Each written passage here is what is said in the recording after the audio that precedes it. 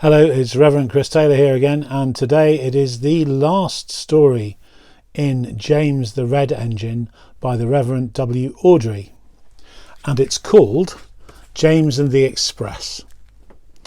Sometimes Gordon and Henry slept in James's shed, and they would talk of nothing but bootlaces. James would talk about engines who got shut up in tunnels and stuck on hills, but they wouldn't listen and went on talking and laughing. "You talk too much, little James," Gordon would say. "A fine strong engine like me has something to talk about. I'm the only engine who can pull the express.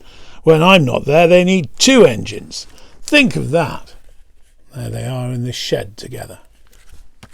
Think of that.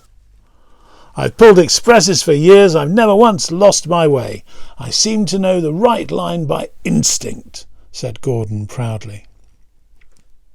Every wise engine knows, of course, that the signalman works the points to make engines run on the right lines, but Gordon was so proud that he'd forgotten. "Wake up, James," he said next morning. "It's nearly time for the express. What are you doing? Odd jobs? Ah, well, we all have to begin somewhere, don't we? Run along now and get my coaches. Don't be late." Poor James having a big yawn. James went to get Gordon's coaches. They were now all shining with lovely new paint.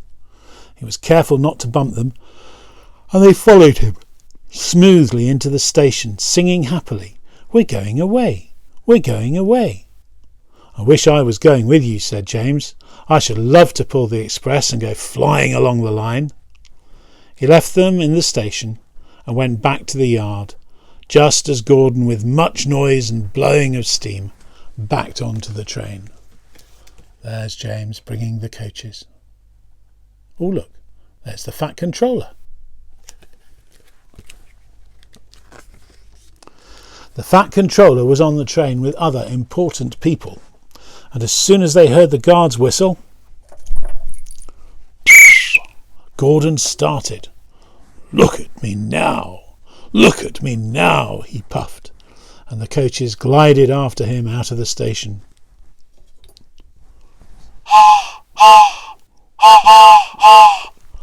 "Goodbye, little James. See you tomorrow." James watched the train disappear round a curve and then went back to work. He pushed some trucks into their proper sidings and went to fetch the coaches for another train.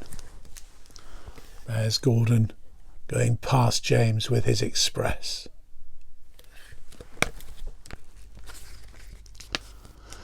He brought the coaches to the platform and was just being uncoupled when he heard a mournful, quiet shush, shush, shush, shush. And there was Gordon trying to sidle into the station without being noticed. "Hello, Gordon. Is it tomorrow?" asked James. Gordon didn't answer. He just let off steam feebly. "Did you lose your way, Gordon?" "No, it was lost for me," he answered crossly. "I was switched off the main line onto the loop. I had to go all round and back again." "Perhaps it was instinct," said James brightly. Meanwhile, all the passengers hurried to the booking office. "We want our money back," they shouted. Everyone was making a noise, but the Fat Controller climbed on a trolley and blew the guard's whistle so loudly that they all stopped to look at him.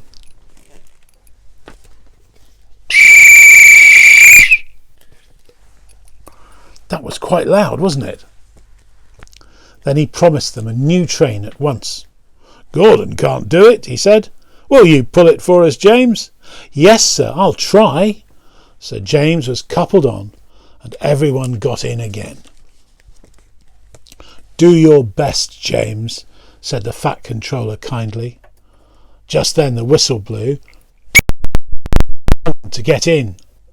Come along, puffed James. "You're pulling us well, you're pulling us well," sang the coaches. "Hurry, hurry, hurry," puffed James. Stations and bridges rushed by.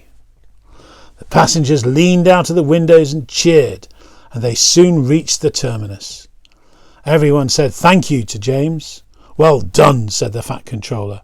"Would you like to pull the express sometimes?" "Yes, please," answered James happily. Next day, when James came by, Gordon was pushing trucks in the yard. "I like some quiet work for a change," he said. "I'm teaching these trucks manners. You did well with those coaches, I hear. Good. We'll show them." And he gave his trucks a bump, making them cry, "Ow! Ow! Ow! Ow!" James and Gordon are now good friends. James sometimes takes the express to give Gordon a rest. Gordon never talks about bootlaces, and they are both quite agreed on the subject of trucks. Well, that's the end of James the Red Engine. Next week it'll be a whole new book. You take care now.